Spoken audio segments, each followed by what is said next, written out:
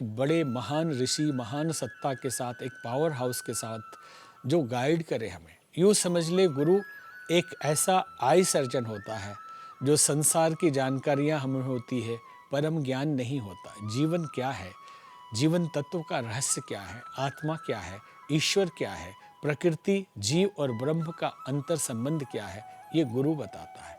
आँखों के अभाव में, ज्ञान के आँखों के अभाव में हम सांसारिक जानकारी को अपना बहुत बड़ा ज्ञान मान लेते हैं और भटकते रहते हैं। तो हम अंधे हैं, हमारी आँखें खराब है, ज्ञान नहीं है। तो जो आँखों को ठीक कर दे, ज्ञान में रोशनी भर दे, जिसके लिए कहते हैं कि आँख में अंजन भर दे, आँख से दिखने लगे, तो आँख का ऑपरेशन करके जो दिखने लायक बना दे और रास्ता बता दे कि जाना कहाँ है, उसको गुरु कहा जाता है। और अगर आँख ठीक होने लायक ही ना हो तो फिर क्या करते हैं, वो हाथ पकड़ के आपको वहाँ तक पहुँचाता है। ये गुरु दीक्षा द्विज होने को कहते हैं, दूसरा जन्म हो जाता है। सब कुछ, शरीर वही रहता है लेकिन सब कुछ बदल जाता है हमारे जीवन का जब हम गुरु से जुड़ते हैं और शिष्य बनते हैं। कबीरदास जैसे संत जो पूंगापंथी और सुपरस्टिशन के खिलाफ हमेशा रहे, जो कहते रहे कि पाहन पूजे हरि मिले तो मैं पूजूं पहाड़। अगर पत्थर पूजने से भगवान मिलता है तो मुझे तो पहाड़ पूजना चाहिए। ताते तो चक्की भली पीस खाए संसार, उससे तो अच्छी चक्की है कि गेहूं पीस पीस के संसार आटा खाता है, रोटी खाता है। लेकिन ऐसे आदमी भी गुरु के लिए कहते हैं, यह तन विष की वेलरी, गुरु अमृत की खान, शीश दिए गुरु मिले तो भी सस्ता जान। ये शरीर विष जहर है और गुरु अमृत है। अगर सिर कटा के भी सदगुरु मिल जाए, अच्छे गुरु मिल जाए तो सस्ता ही समझना। सिर कटाना मतलब अहंकार का विसर्जन करना। तो गुरु महिमा अपार है।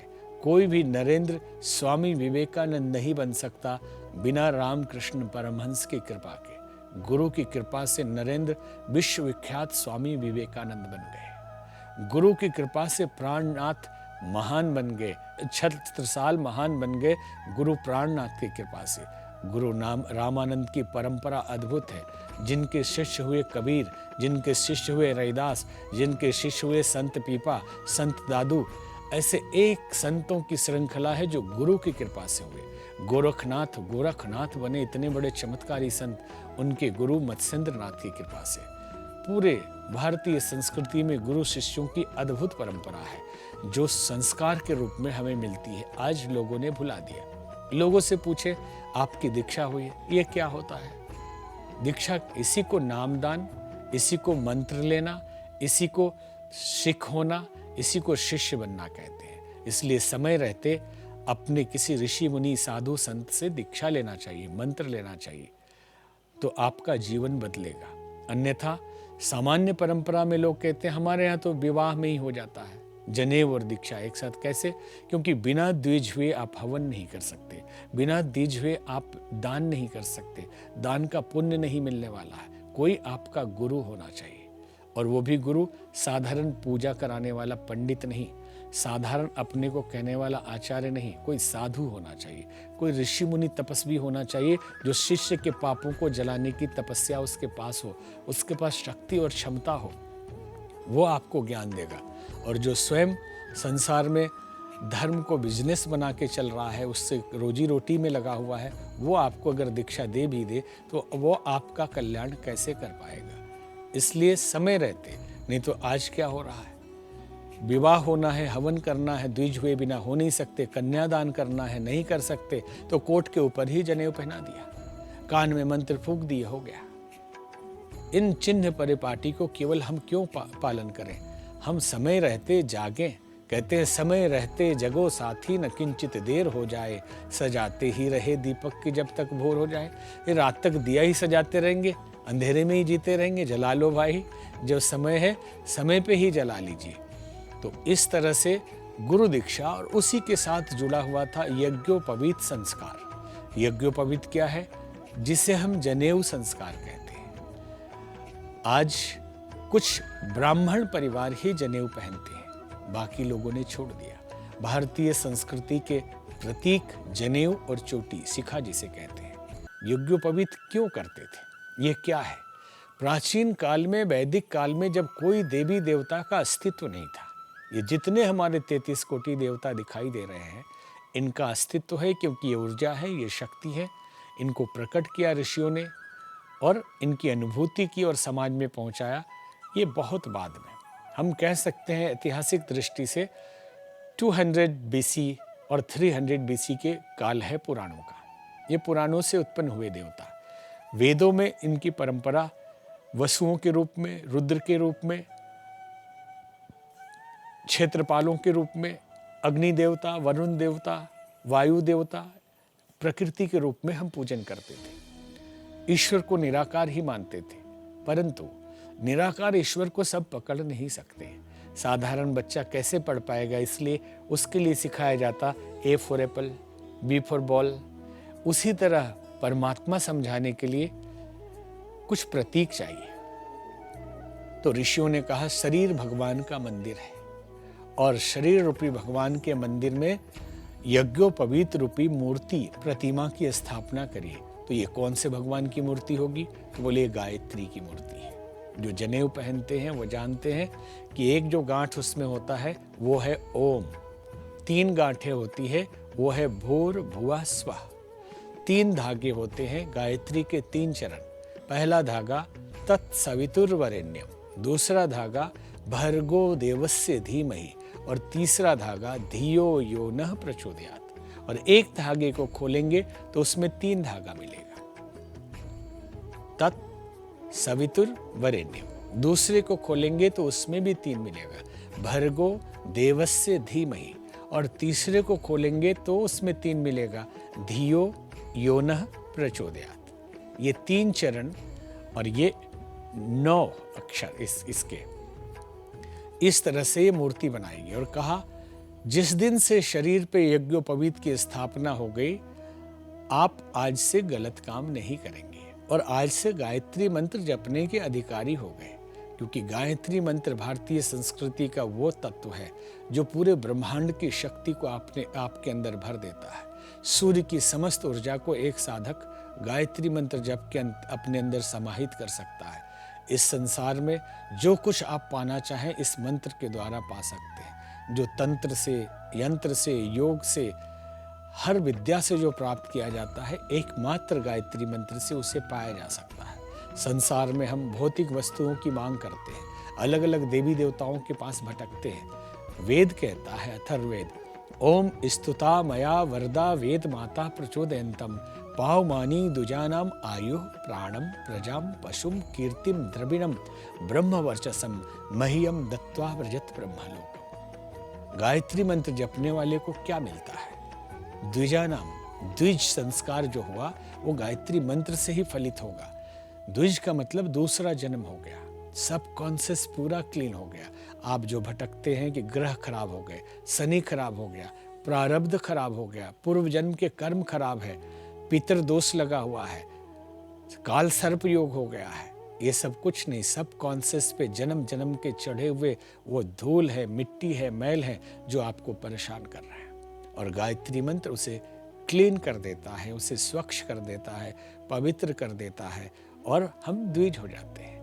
आयु, उम्र बढ़ती है, प्राणम, प्राण शक्ति बढ़ती है, प्रजा, चाहने वाले लोग बढ़ते हैं, द्रविणम, धन की वृद्धि होती है, कीर्ति, आप फेमस होते हैं, ब्रह्मवर्चसम, आत्मबल बढ़ता है और मह्यम दत्वा व्रजत ब्रह्मलोकम, फिर संसार की समस्त चीजें प्राप्त करने के पश्चात यहाँ भोगने के बाद इसे यहीं छोड़कर जाना है ब्रह्मलोक में, स्वर्गलोक में नहीं। बहुत सारी संस्थाएं, बहुत सारे लोग कहते हैं कि जो हमारी संस्था से जुड़ेंगे वो स्वर्ग जाएंगे। हमारी संस्कृति में स्वर्ग को बड़ा छोटा माना गया है। किस लिए स्वर्ग जाएंगे? क्योंकि स्वर्ग में भी दारू मिलता है और यहाँ लहसुन प्याज नहीं खाएंगे, यहाँ पत्नी को भी भाई बहन बन के रहेंगे, इसलिए कि स्वर्ग में मेनका, रंभा, उर्वशी, अप्सराएं चाहिए और आपको दारू चाहिए। स्वर्ग जाने वाले पुण्य खर्च करके फिर धरती पे आते हैं। इसलिए हमारी भारतीय संस्कृति में, हिंदू धर्म में ऋषि मुनि और संत कभी स्वर्ग नहीं जाना चाहते, वो हमेशा वैकुंठ जाना चाहते थे। ये गायत्री मंत्र ब्रह्मलोक दिलाता है। तो जनेऊ गायत्री मंत्र की प्रतिमा है। उस दिन से गायत्री मंत्र जपने का अधिकार मिल जाता है। आज समाज में देखें तो कुछ लोग जनेऊ पहनते हैं, कुछ नहीं पहनते। इसके महत्व को नहीं जानते कि ये क्या है। ये कई तरह की बीमारियों को ठीक करता है। टॉयलेट जाते समय 3.5 बार कान पे इसे चढ़ाया जाता था। कोई नस है जो दब जाए तो हर्निया जैसी बीमारी नहीं होती। इसके लिए साथ में यदि जनेऊ ब्रह्मसूत्र भी इसे कहा जाता है। हनुमान जी को जब मेघनाथ ने रामायण में बांधा तो ब्रह्मसूत्र से बांधा था। वो ब्रह्मसूत्र क्या था? जनेऊ से बांधा था। और हनुमान जी भगवान ने इसकी मर्यादा रखी, उसे तोड़ा नहीं और रावण के दरबार में चले गए। आज जनेऊ टूट जाता है, फेंक देते हैं, नहीं पहनते हैं। पंडित जी भी सिखा देते हैं, अभी शादी करना है जनेऊ पहन लीजिए, कोट के ऊपर उतार के रख दीजिएगा, गले में ऐसे ही लपेट लीजिए। और जो लोग पहनते भी हैं, पूरी दुनिया में हमने देखा, तो क्या करते हैं? गंदा जनेऊ, उसी में चाबी बांध लिया। क्या ये कीरिंग है? जनेऊ कोई चाबी बांधने की जगह है। भगवान के गले में कोई चाबी बांधा जाता है।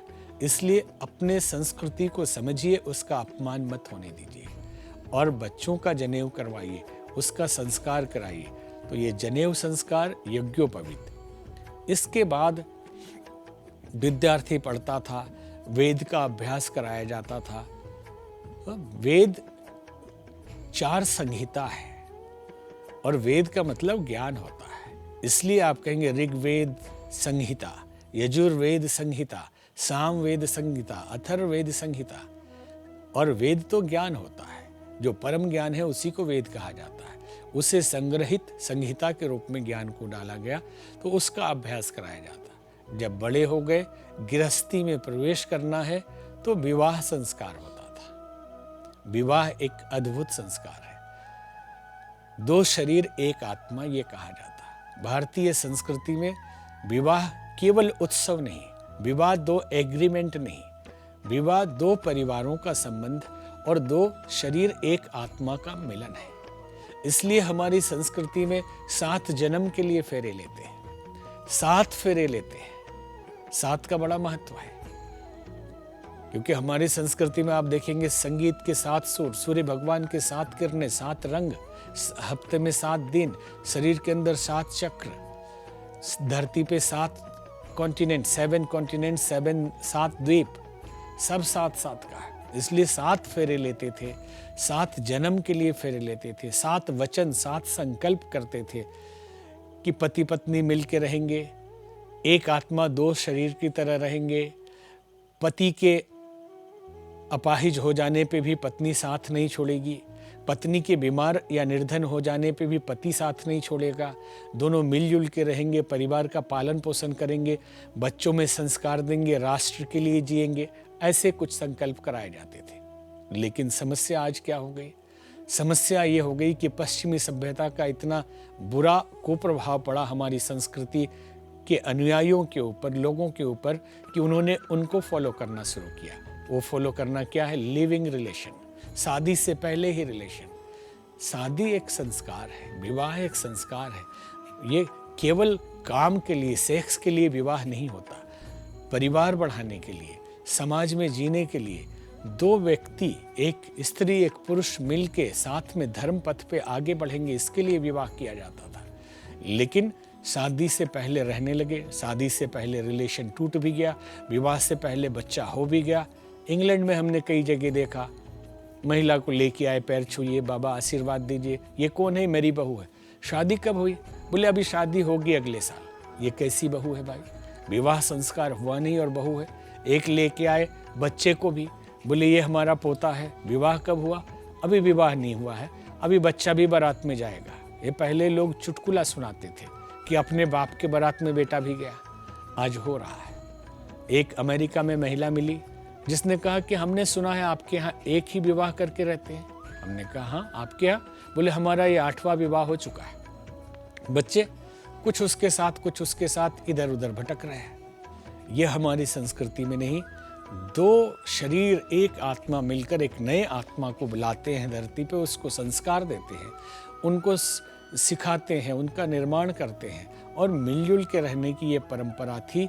लेकिन आज विवाह होते ही 36 का आंकड़ा हो जाता है, तुरंत डाइवोर्स हो जाता है, तलाक हो जाता है और फाइटिंग शुरू हो जाती है, क्योंकि ये कॉन्ट्रैक्ट हो गया है।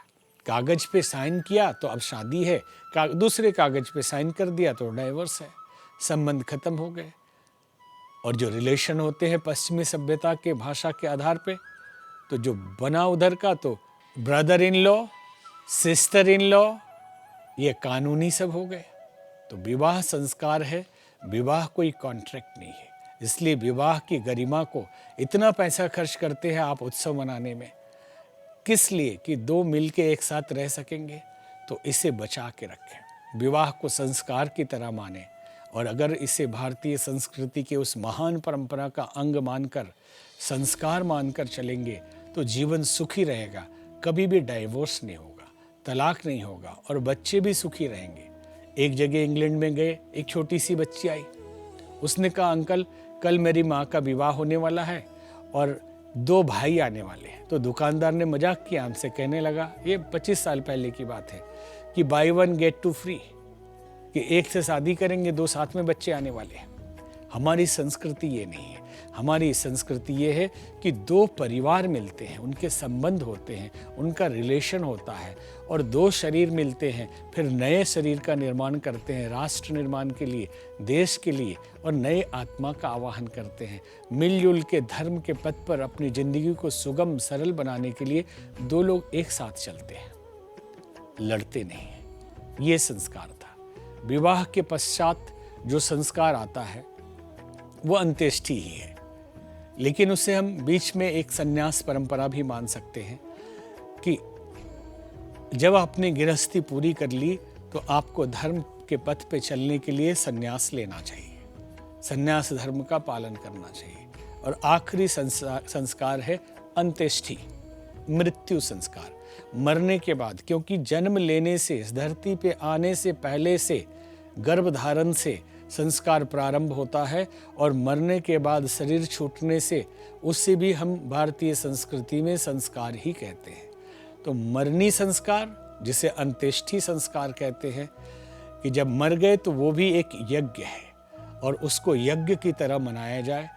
और अगर कोई बालक मर गया तो बात अलग है, नहीं तो पूर्ण करके शरीर मरता है आदमी, तो हमारे यहाँ उत्सव मनाने की परंपरा है, भोज देने की परंपरा है, कि ये कोई आसक्ति नहीं, हम इसके माया के बंधन में नहीं बंधे हैं। हम जानते हैं कि हम आत्मा अमर है।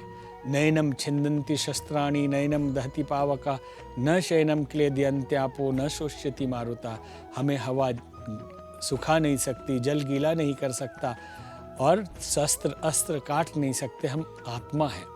जब शरीर का निर्माण नहीं हुआ था, माँ के गर्भ में तरल पदार्थ था, तब भी हम थे। जब वो जन्म हुआ तब भी हम थे। जब वो बच्चा हुआ तब भी हम थे। जब वो जवान तरुण युवा हुआ तब भी हम उसमें थे।